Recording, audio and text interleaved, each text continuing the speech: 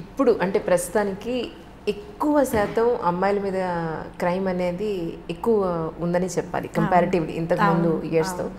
ఇంతకుముందు జరిగినా కూడా బయటకు వచ్చేది కాదు, ఇప్పుడు ధైర్యంగా కూడా అట్లీస్ట్ రిపోర్టింగ్ కోసం వస్తున్నారు.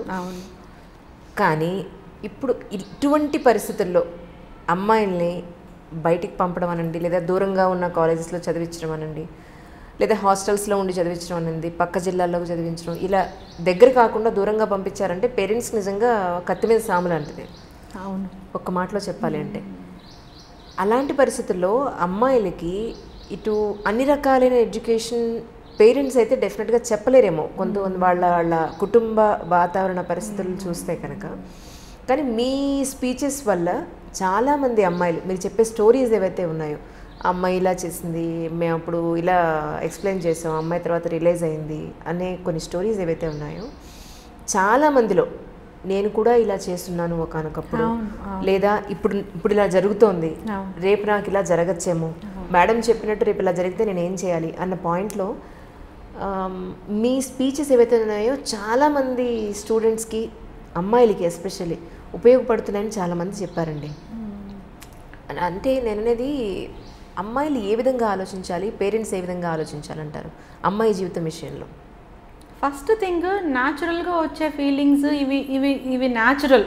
నువ్వు టీనేజ్కి వచ్చావు, టీనేజ్లో హార్మోనల్ డిఫరెన్సియేషన్ ఉంటుంది, ఇంకా టోటల్ మెచ్యూరిటీ ఫిజికల్గా కానీ మెంటల్గా కానీ ఇంకా టోటల్గా శారీరకంగా మానసికంగా పూర్తి పరిపక్వత రానిటువంటి వయసు ఇది.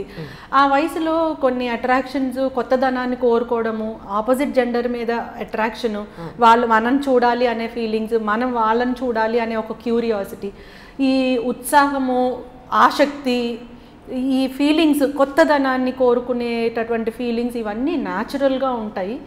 దాన్ని కరెక్ట్ వేలో చదువు మీద కానీ కెరియర్ మీద కానీ ఉంచుకోవాలి. అది న్యాచురల్ ఫీలింగ్సే అని చెప్పగలగాలి.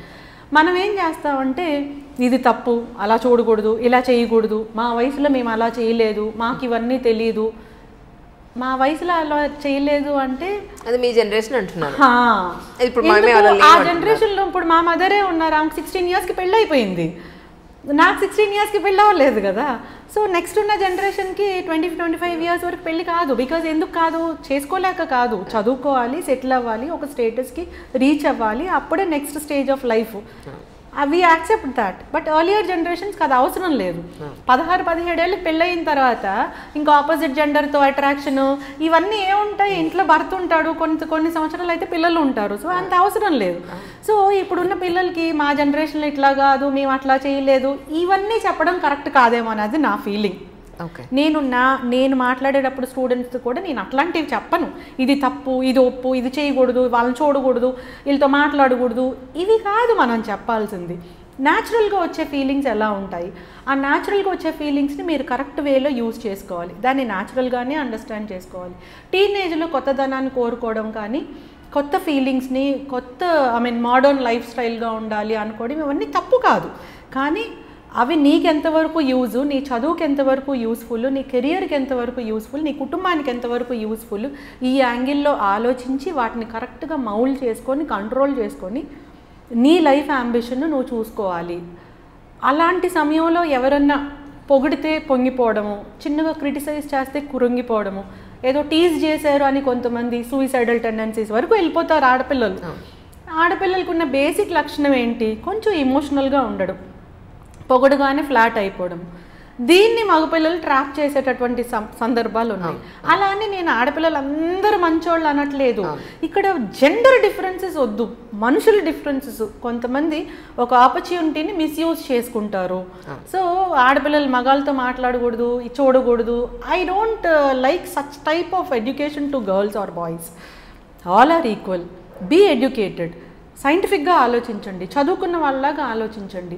ఈ ఏజ్లో అంటే టీనేజ్లో మీరు ఆలోచించాల్సింది మ్యాక్సిమం మీ కెరియర్ మీద, మీ స్టడీసు, మీ ఫ్యూచరు, లేకపోతే సొసైటీకి ఏం చేయాలి, మీ కుటుంబానికి ఏం చేయాలి, తల్లిదండ్రులకి ఎలా చూడాలి, ఇటువంటి రెస్పాన్సిబిలిటీ ఉండాలి.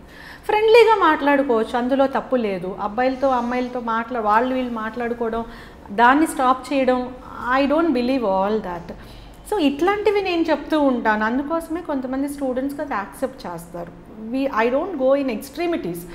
ఆడపిల్లలు అంటే ఇట్లా ఉండాలి, మగపిల్లలు అంటే ఇట్లా ఉండాలి, అవన్నీ ఎక్స్ట్రీమిటీస్ అయిపోతాయి. అవి పిల్లలకి అర్థం కూడా కావు, దాన్ని యాక్సెప్ట్ కూడా చేయరు ఈ జనరేషన్ పిల్లలు. So we have to be in a realistic manner, రియలిస్టిక్గా ఉండాలి. ఇప్పుడు మనం జాబ్ చేస్తున్నాము, బాయ్స్ జెంట్స్ ఉంటారు, లేడీస్ ఉంటారు, అందరూ ఉంటారు. లేడీస్ కోసం సెపరేట్ ఆఫీసులు, లేడీస్ కోసం అన్నీ సెపరేట్గా ఉండాలి అంటే మళ్ళీ అది కూడా ఒక ఎక్స్ట్రీమిటీ అయిపోతుంది అనమాట. Extremities are always dangerous. బ్యాలెన్స్డ్గా వెళ్ళాలి, కాన్షియస్గా వెళ్ళాలి. కాన్షియస్ అంటే అన్నీ తెలిసి కాన్షియస్గా ఉండాలి. మన వల్ల తప్పు జరగకూడదు, మనం ఏ తప్పుని ఎంకరేజ్ చేయకూడదు, మనమే ఇన్వైట్ చేయకూడదు. 2 రోజులు అబ్బాయి ఎవరో ఉండి నువ్వు చాలా బాగున్నావు ఓకే, యాజ్ అ లేడీ నేను హ్యాపీ ఫీల్ అవ్వచ్చు. 3వ రోజు 4వ రోజు ఏమనిపిస్తుంది అంటే ఇవాళ ఎందుకు నన్ను అనలేదు అని అనిపిస్తుంది.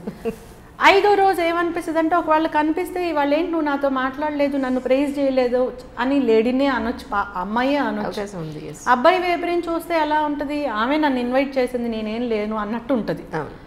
అమ్మాయి వైపు నుంచి చూస్తే ఏముంటుంది, 4 రోజులు మంచిగా మాట్లాడాడు, నన్ను ట్రాప్ చేశాడు అని ఉంటుంది అన్నమాట. సో ఎటువైపు నుంచి చూస్తే అటువైపు మనకు మిస్టేక్స్ కనిపిస్తాయి, మిస్టేక్స్ అనుకుంటే. But I feel it is not a mistake, it is lack of sensitization, lack of awareness.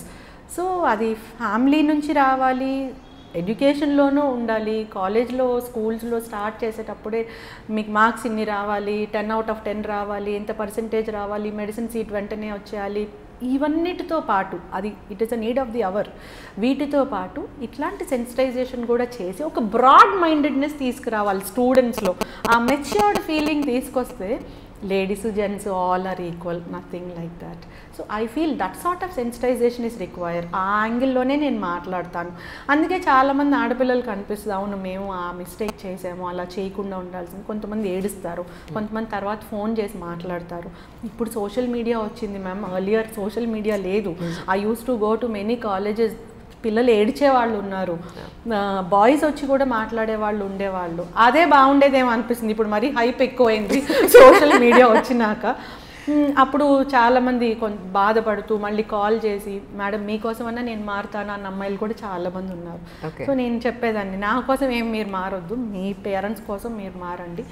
మార్చడానికి నేనేం గొప్పదాన్ని కాదు, నాకు తెలిసినవి మీతో షేర్ చేసుకుంటున్నాను అంతే, అట్లా చెప్పేదాన్ని అనమాట. అంటే అమ్మాయిలు చదవాలి డెఫినెట్గాను, వాళ్ళు ఉద్యోగాలు వాళ్ళు అనుకున్న ఫీల్డ్లో పైకి రావాలి. కానీ మన భారతీయ కుటుంబ వ్యవస్థలో విమెన్కి, తల్లికి ఒక గొప్ప స్థానం ఉందండి. ఏంటంటే నెక్స్ట్ జనరేషన్ని పెంచగలిగే ఒక గొప్ప అవకాశం తల్లి చేతుల్లోనే ఉంది.